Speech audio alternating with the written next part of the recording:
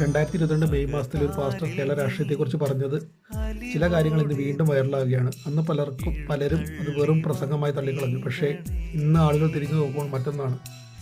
അതൊരു പ്രവചനമായിരുന്നു. Pastor Tijo Thomas അന്ന് പറഞ്ഞത് വി.ഡി. സതീശൻ എന്ന വ്യക്തിയെക്കുറിച്ചായിരുന്നു.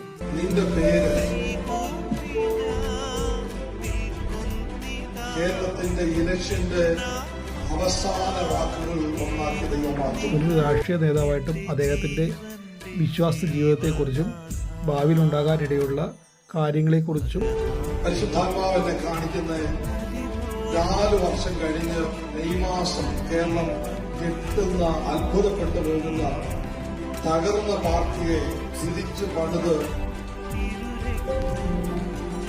ഒരു UDF തരംഗം 100-ലധികം സീറ്റോടെ തിരിച്ചു കൊണ്ടുവരുക. ദൈവത്തിന്റെ ആത്മാവ് നിന്റെ കൂടെ ഇരിക്കും, നിന്റെ കർത്താവ് സഹായിക്കും.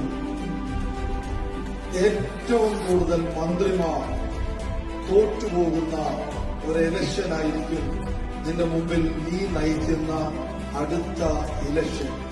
കാലം കടന്നുപോയപ്പോൾ അന്ന് പറഞ്ഞ ചില കാര്യങ്ങളും യാഥാർത്ഥ്യത്തോട് സാമ്യമുണ്ടെന്ന് പലർക്കും തോന്നി തുടങ്ങി.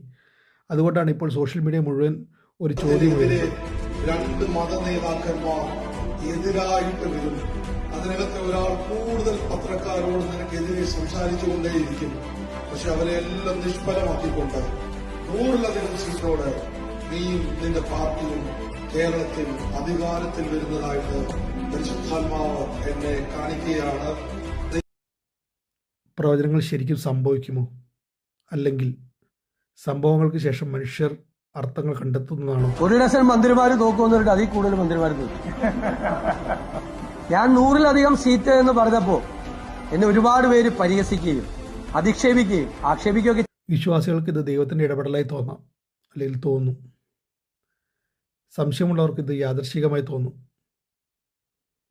പക്ഷേ ഒരു കാര്യം ഉറപ്പാണ്, 2022 പറഞ്ഞ ആ വീഡിയോ 2026 ആളുകളെ ചിന്തിപ്പിച്ചുകൊണ്ടിരിക്കുകയാണ്.